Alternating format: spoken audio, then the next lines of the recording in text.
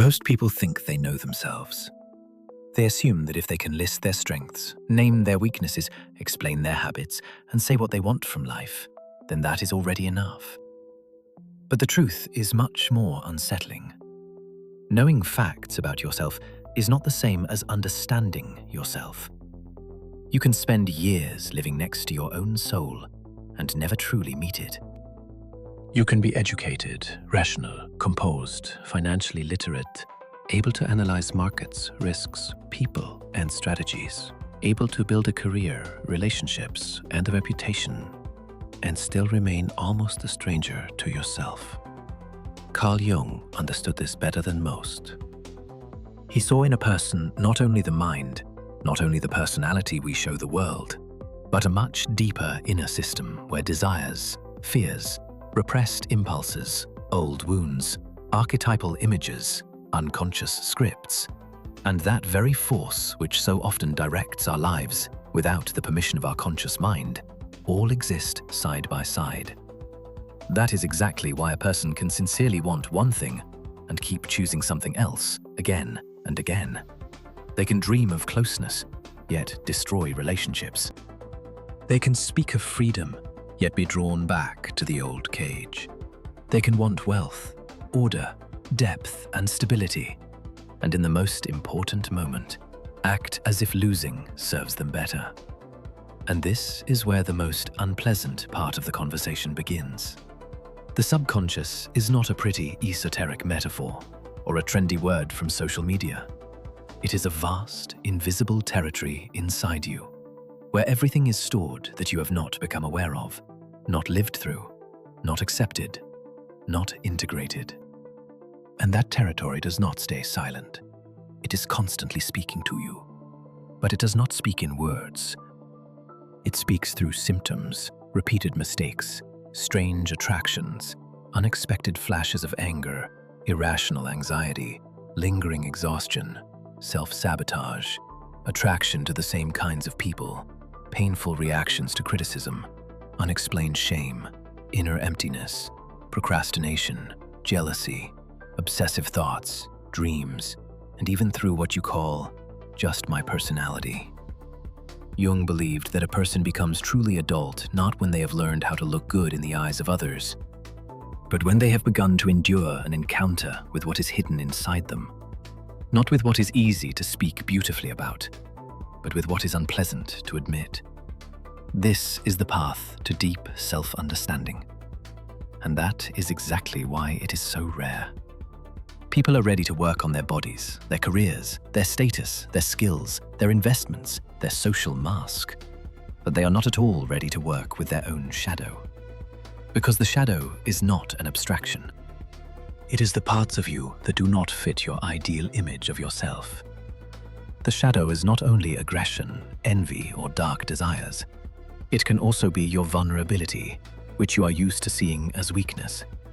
Your need for love, which you hide behind irony and control. Your fear of being ordinary. Your childish desire to be noticed. Your exhaustion from playing the role of the strong person. Your envy of people who live more freely. Your hidden contempt for someone else's success. Your shameful feeling that all your composure is sometimes just a well-organized fear of falling apart. All of this is the shadow, and until it is acknowledged, it controls you from the darkness. That is why some people irritate us so intensely for no obvious reason. Why someone else's confidence, someone else's softness, someone else's spontaneity, someone else's brightness, sexuality, boldness, or weakness can get under our skin. Very often we are reacting not to the person, but to a repressed part of ourselves that we have suddenly seen on the outside. Jung called this projection. We push into the outer world what we are not ready to endure within ourselves. We condemn in others what lives hidden inside us, or we idealize in others what we stopped allowing ourselves to be a long time ago. And until a person understands the mechanism of projection, they live as though the whole world is made up of random triggers, when in reality, the world is only pressing buttons that already existed. Think about how often you have explained your reactions by blaming circumstances. How many times have you told yourself that you were just tired, just ended up in the wrong situation, just met the wrong people, just had no choice but to act that way? And then, after some time, you noticed with surprise that the script repeated itself. Again, the same kind of conflict. Again, the same kind of partner. Again, the same point of shame. Again, the same inner collapse. Again, the same habit of postponing what matters most. And it is exactly at that moment that you should stop and ask yourself the most uncomfortable question of all. What if the problem is not the scenery, but the hidden script I carry inside me? People who are financially educated understand the power of hidden models very well. They know that behind the market, there are cycles. Behind the numbers, there is crowd psychology. Behind decisions, there are distortions. Behind apparent chaos, there are repeatable patterns. But strangely enough, they rarely apply that same logic to themselves. And yet, the psyche is also a system. And if for many years in a row, you keep making decisions in the same areas of life that you later call mistakes, then your mind is not the only thing guiding you. That means there is a deeper program bringing you back to the same point again and again. And until it becomes conscious, no amount of external effectiveness will give you inner freedom. Jung saw the psyche as something living and multi-layered. Along with the shadow, he spoke of the persona, the social mask we put on in order to function in society. The persona is necessary. Without it, it is impossible to work, negotiate, or live among other people. But the danger begins when a person becomes too fused with their role, when they no longer know where their image ends and where they themselves begin. One person lives as the eternally strong man who is not allowed to feel lost. Another lives as the perfect woman who feels ashamed of anger and ambition. A third lives as the rational professional who is forbidden to doubt. A fourth lives as the rescuer who does not know how to exist without other people's problems. The mask becomes so comfortable that the person forgets what it costs them to keep wearing it. And the price is almost always the same: alienation from yourself. You can look successful and at the same time be deeply exhausted. You can sound confident and inside be trembling with a fear of being exposed. You can be the person everyone goes to for advice and at the same time have no idea how to endure the silence in your own mind. This is the tragedy of the persona. It helps you survive, but if you mistake it for your whole personality, then little by little, you stop hearing the deeper signals of the soul. And then, the psyche begins to speak louder. Sometimes through crisis, sometimes through burnout, sometimes through a loss of meaning, sometimes through anxiety that appears even when outwardly everything seems fine, sometimes through the inexplicable feeling that you are somehow not living your own life. Many people become frightened by this state and try to drown it out immediately with new tasks, entertainment, control, shopping, relationships, alcohol, new goals, information, endless self-improvement. But Jung would say, it is exactly where you feel uncomfortable inside yourself that the real work begins. True self-knowledge does not begin with affirmations.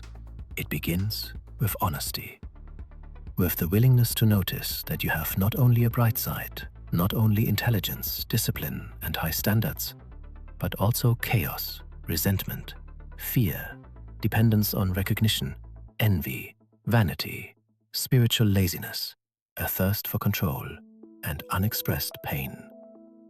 This does not make you worse. It makes you more real. These forces become a problem not when they exist, but when a person pretends they do not.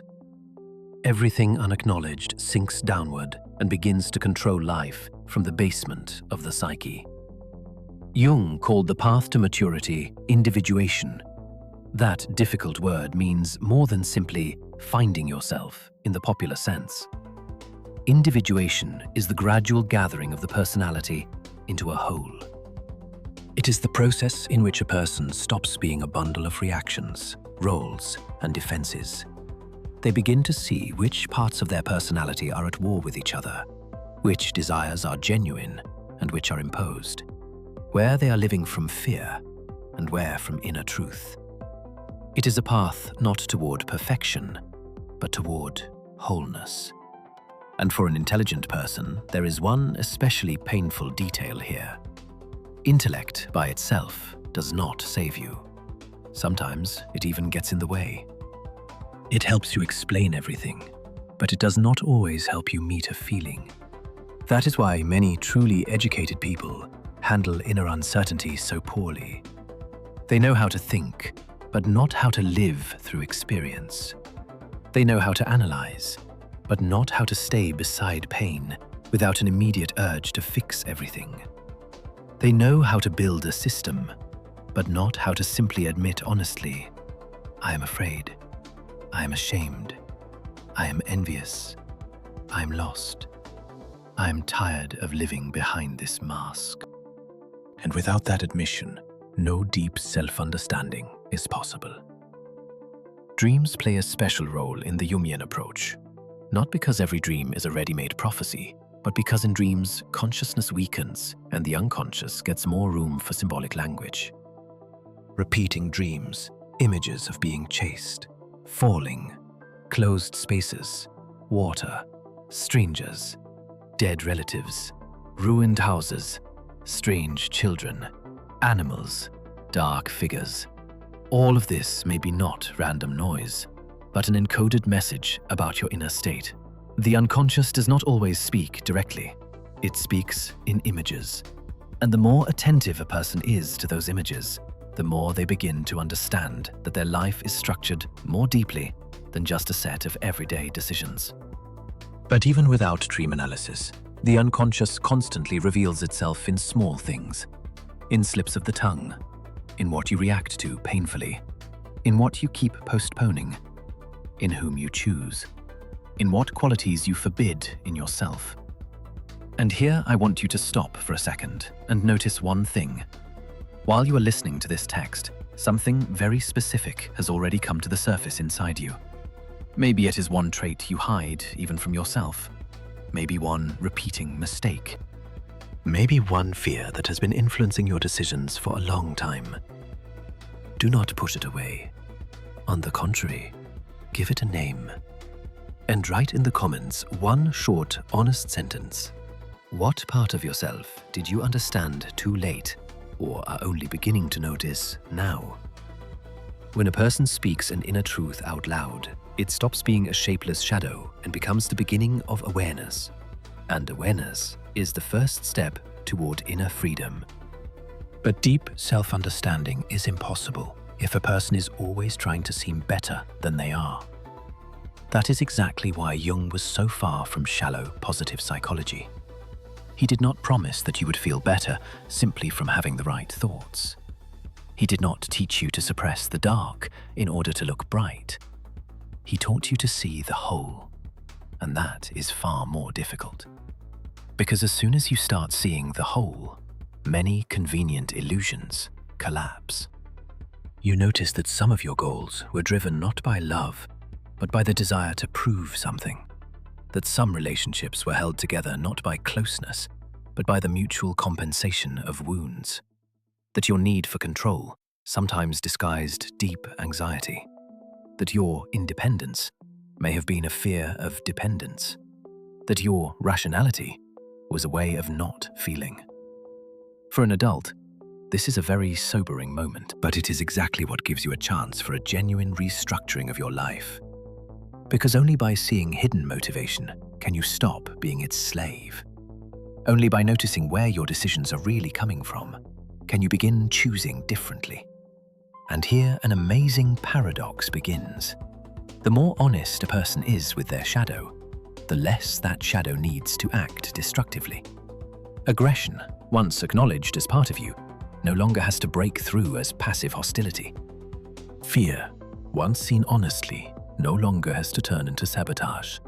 The need for love, once admitted without shame, will no longer search for humiliating forms of validation. This is what integration is. Not the destruction of the dark, but its inclusion in conscious life. Not a war against yourself, but adult work with yourself. This is how a person becomes not good, but more whole. And wholeness is always stronger than a flawless mask, because a mask cracks in crisis, while wholeness endures. A mask demands constant control, while wholeness gives support. A mask is concerned with impression, while wholeness is concerned with truth. People very often ask how to practically begin understanding themselves more deeply. The answer is not as romantic as people would like. You begin with observation, not with an instant conclusion, not with a beautiful theory about yourself, but with observation of what keeps repeating, of where you have an emotion that is too strong for a relatively ordinary event, of what you condemn with particular intensity, of what you avoid, of what brings you shame, of what you cannot forgive in others, of what is hard for you to admit, of where you keep losing your freedom of choice. All of these are doorways into the unconscious. It helps to ask yourself not just one question, why am I like this? But more precise questions. What am I protecting right now? What image of myself am I afraid to lose? What do I not want to feel? What exactly am I reacting to so painfully? What is it in me that this person touches? What role am I unconsciously playing in my life? In what way is it convenient for me to remain immature? These are not especially pleasant questions, but they are the ones that gradually bring hidden truth to the surface. And where truth appears, energy appears too. Because an enormous amount of strength is spent not on real life, but on maintaining a lie about yourself. It is important to emphasize one more thing here. Deep self-understanding is not endless digging into the past for the past's sake. It is not a cult of trauma and not a search for endless excuses. The point of self-knowledge is not to replace one prison with another, not to start explaining every adult decision through some childhood episode. The point is to see the pattern and stop living automatically. The past matters only to the extent that it is still alive in your present choices. If you can see that, then you have a chance to rebuild the present. That is exactly why the Jungian approach is useful not only for personal life, but also for money, career, power, ambition, and leadership. Because a person can understand external strategy brilliantly and still fail at inner strategy. They can make strong business decisions and remain dependent on someone else's approval. They can accumulate capital and destroy themselves from within. They can build the image of a winner and be completely disconnected from their own soul. And when the inner split becomes too great, the outer structure eventually begins to collapse. A person becomes truly strong, not when they control themselves all the time, but when they have learned to see themselves. When they understand where trauma is speaking in them, where ambition is speaking, where fear is speaking, where pride is speaking, where there is a healthy desire for growth, and where there is a compulsive hunger to prove their worth. That kind of understanding does not make a person weaker. On the contrary, it makes them harder to manipulate, steadier in crisis, more accurate in choice, calmer in solitude, more honest in relationships, and much freer inside their own life. And here comes the strictest and most liberating thought. You do not have to be completely good in order to be whole. You do not have to remove everything dark from yourself in order to live with dignity. You do not have to reach some ideal version of yourself in order to begin respecting yourself. But you do have to stop lying to yourself about what is actually driving you, because lying to yourself is the most expensive kind of inner credit. At first, it feels convenient, then it becomes habitual, and then you pay for it with years of life lived without full contact with yourself. When a person truly begins to see their unconscious, the world changes. Not because all difficulties disappear, but because they are no longer so blind. They notice projections before they turn into conflict.